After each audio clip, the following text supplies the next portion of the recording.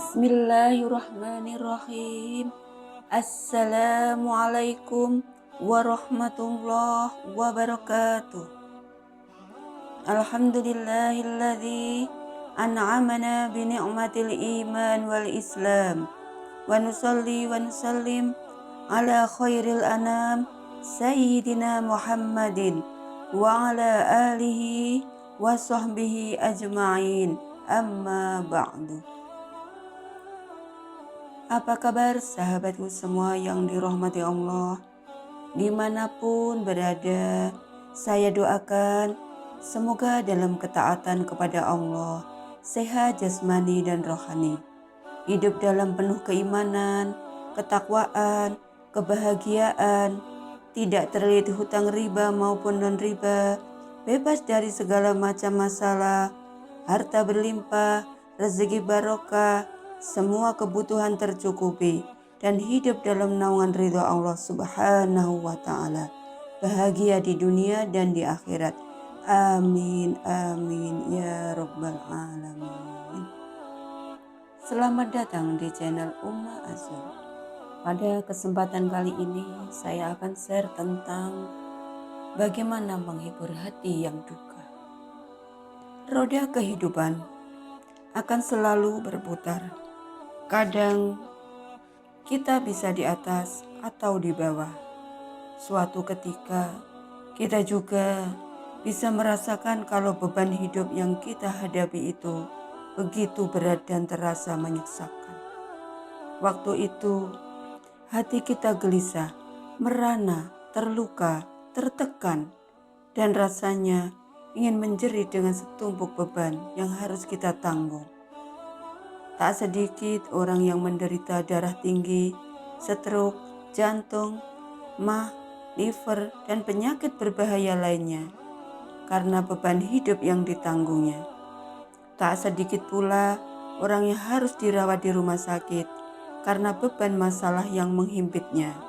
Bahkan ada juga yang akhirnya mengalami stres, depresi, dan kegilaan karena masalah yang dihadapinya.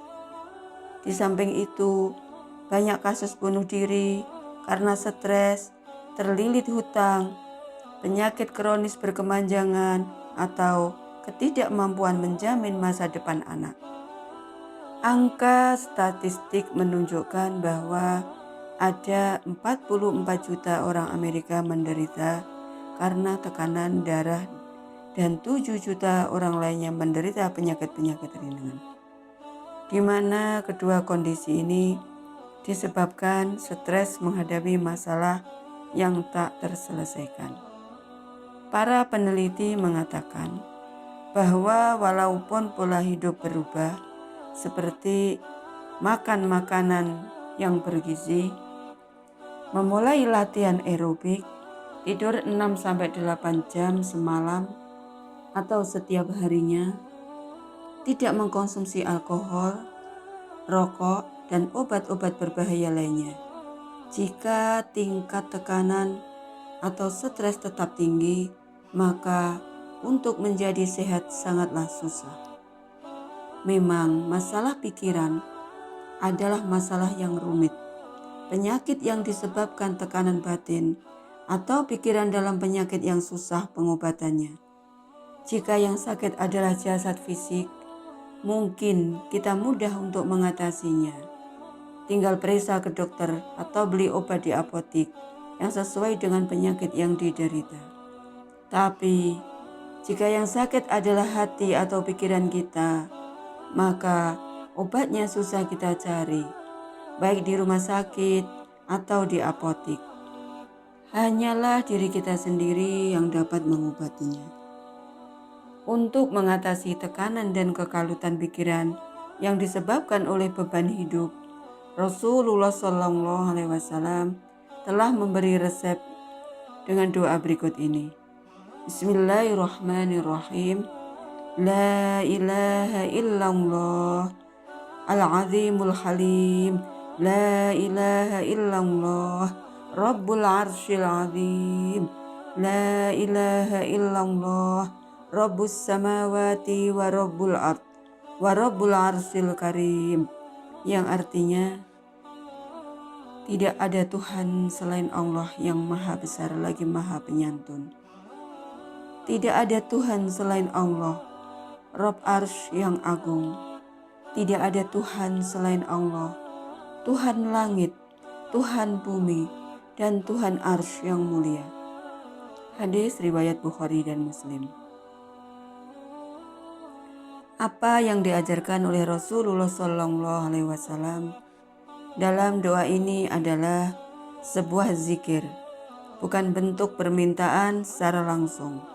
Kita mengulang-ulang zikir, tahlil, la ilaha illallah. Artinya, tiada Tuhan selain Allah Subhanahu wa Ta'ala, sebanyak 3 kali, sambil diiringi mengagungkan nama dan sifat-sifat keagungannya. Di antaranya Al-Azim, yaitu yang maha agung, Al-Halim, yaitu yang maha penyantun, dan Rabbul Arsyil Azim, yaitu Tuhan Arsy yang agung, dan Rabbus Samawati wal Ard, yaitu Tuhan langit dan bumi. Mengapa dengan doa zikir seperti ini harus kita lakukan jika kita mengalami sakit hati atau duka ataupun lara? Sebab yang hendak diobati adalah hati yang tengah menanggung duka lara dan pikiran yang sedang gelisah menderita. Zikir adalah sumber ketenangan hati dan pikiran. Diharapkan dengan berzikir, batin dan pikiran pembacanya akan mencapai ketenangan, kedamaian, dan kesejukan. Zikir memiliki kekuatan sebagai stabilisator jiwa, sehingga seorang yang berzikir selalu diliputi ketenangan dan ketenteraman. Allah Subhanahu wa Ta'ala adalah sumber ketenangan dan kedamaian atau assalam. Maka untuk mencapai ketenangan dan kedamaian itu, jalannya adalah mendatangi sumbernya dan meleburkan diri bersamanya. Zikir itulah jalan kebersamaan atau ma'iyatullah. Bagaimana doa zikir tahlil di atas bisa menjadi kekuatan yang menenangkan hati? Ketika Anda gelisah, cobalah Anda berupaya mengingat zat yang menciptakan Anda, termasuk yang menciptakan hati Anda. Sadarilah bahwa semua kejadian adalah kehendaknya. Tanpa kehendaknya, semua tidak akan pernah ada dan tidak akan pernah terjadi. Problematika yang Anda hadapi terjadi karena kehendaknya, tidak muncul begitu saja. Anda mungkin akan berpendapat, problemku ada karena sebab tertentu. Benar sekali jika Anda katakan demikian. Tapi, pernahkah terpikir oleh Anda di manakah ujung pokok kausalitas seperti yang Anda katakan? Jawabannya, semua pasti merujuk kepada zat yang maha pencipta, termasuk kausalitas itu sendiri. Jika Anda sudah menyadari hal ini, Anda pasti akan berpikir bahwa kegalauan yang sebetulnya Anda hadirkan adalah sebuah kesia-siaan belaka. Untuk apa kegalauan itu harus ada kalau memang itu sudah menjadi kehendaknya? Anda sendiri ternyata ada karena kehendaknya. Apapun itu sudah menjadi kekuasaannya untuk menghadirkannya ke hadapan Anda. Jadi tidak ada alasan bagi Anda untuk mengelak atau menghadapinya dengan kegalauan. Anda harus menghadapinya dengan lapang dada serta keyakinan akan ditemukannya jalan keluar yang melibas semua keraguan dan ketidakpercayaan pada diri sendiri. Itulah wujud dahsyat dari ketenangan hati yang dihadirkan oleh zikir. Walaupun yang dibaca adalah zikir, tapi sesungguhnya terkandung makna doa dan permintaan kepada Allah Subhanahu wa Ta'ala. Disebutkan dalam hadis qudsi, barang siapa disibukkan dengan mengingatku dari meminta kepadaku, maka aku akan memberinya sesuatu yang paling utama yang aku berikan kepada orang-orang yang meminta. Hadis riwayat Bukhari dan Baihaqi. Sesungguhnya pujian, pengagungan, dan pengisaan terhadap Allah Subhanahu wa Ta'ala juga terhitung sebagai doa. Hanya saja doa yang dipanjatkan bukan dengan bahasa permintaan, namun dengan bahasa sanjungan dan pujian. Doa yang demikian ini justru memiliki nilai yang jauh lebih tinggi dan lebih mencapai kesempurnaan. Rasulullah SAW bersabda, sebaik-baik doa pada hari Arafah adalah La ilaha illallahul wahdah. Ketika Dhunnun berdoa dalam perut ikan, beliau cukup mengatakan, La ilaha illa anta subhanaka inni kuntu minadh-dhalimin. Yang artinya, tidak ada Tuhan selain Engkau, Maha suci Engkau, sungguh aku termasuk orang-orang yang zalim. Disebutkan dalam sebuah hadits qudsi, sungguh tidaklah seorang muslim berdoa dengannya dalam suatu perkara kecuali Allah Subhanahu wa Ta'ala akan mengabulkan untuknya. Hadis riwayat Tirmidzi dan Nasa'i. Hal yang perlu diingat bahwa zikir berarti ingat, yakni kita mengingat Allah Subhanahu wa Ta'ala sebagai zat yang disebut dalam zikir. Bila seseorang hanya membaca sementara hatinya tidak ingat dan pikirannya melayang kemana-mana, maka ia belumlah dikatakan sebagai orang yang berzikir. Zikir yang hanya diucapkan di lisan saja akan sedikit manfaatnya. Selain doa zikir di atas, Nabi Muhammad SAW juga mengajarkan doa berikut bagi orang yang ditimpa kepedihan dan kegalauan. Bismillahirrahmanirrahim. Allahumma rahmataka arju fala takilni ila nafsi tarfatan ain wa aslih li sya'ni kulluhu la ilaha illa anta. Yang artinya, ya Allah, pada rahmatmu aku berharap, janganlah engkau serahkan aku pada diriku sekejap mata pun, dan perbaikilah untukku semua urusanku. Tidak ada Tuhan selain engkau. Hadis riwayat Abu Daud. Melalui doa ini, kita dilatih untuk memasrahkan segala urusan kita kepada Allah Subhanahu wa Ta'ala. Sebab Dialah yang mengetahui segi kebaikan atau keburukan setiap hal. Sedangkan diri kita tidak mengetahui mana yang terbaik darinya. Terkadang kita meyakini bahwa suatu perkara itu baik dan maslahah buat diri kita, tapi ternyata malah membawa kerusakan. Begitu pula sebaliknya. Terkadang kita melihat perkara itu tampak buruk dan membahayakan, namun justru mendatangkan kebaikan.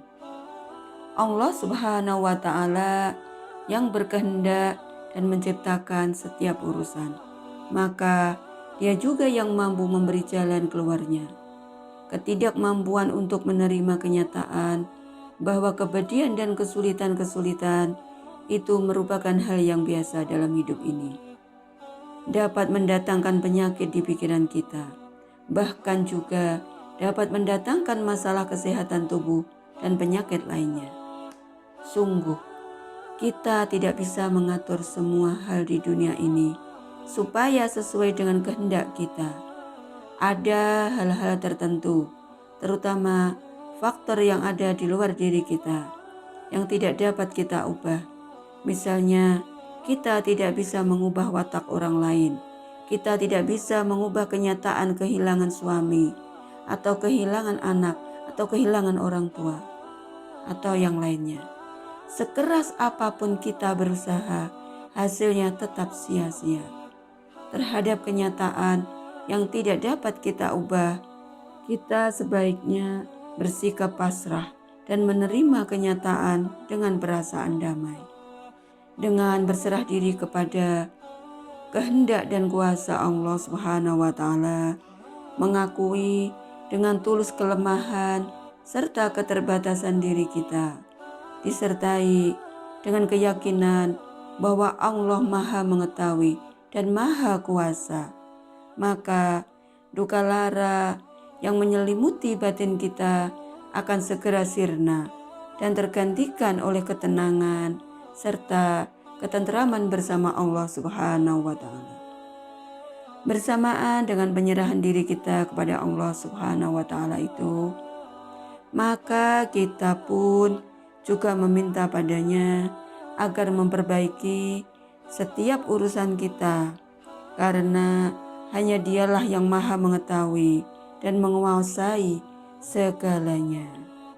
Di akhir doa ini, kita mengucapkan kalimat huduriyah atau penghadiran dan suhudiyah atau penyaksian, yakni La ilaha illallah, tiada Tuhan selain Allah Subhanahu wa Ta'ala. Penyebutan tersebut mengisyaratkan bahwa doa itu bisa memberi manfaat bagi pembacanya atau bagi yang mengamalkannya, dan mampu menghilangkan duka lara jika disertai kehadiran hati dan penyaksian. Barang siapa yang menyaksikan Allah Subhanahu wa Ta'ala dengan tauhid dan keagungan, disertai perhatian dan kehadiran hati, maka ia berhak untuk dihilangkan kesusahannya di dunia, serta berhak mendapatkan rahmat dan ketinggian derajat di akhirat. Sekian dulu, semoga ilmunya bermanfaat. Jangan lupa dukung channel ini dengan cara klik subscribe, komen, like, dan share kepada sahabat yang lain. Jazakumullah khairan, wallahu a'lam bishawab. Akhirul kalam. Wassalamualaikum warahmatullahi wabarakatuh.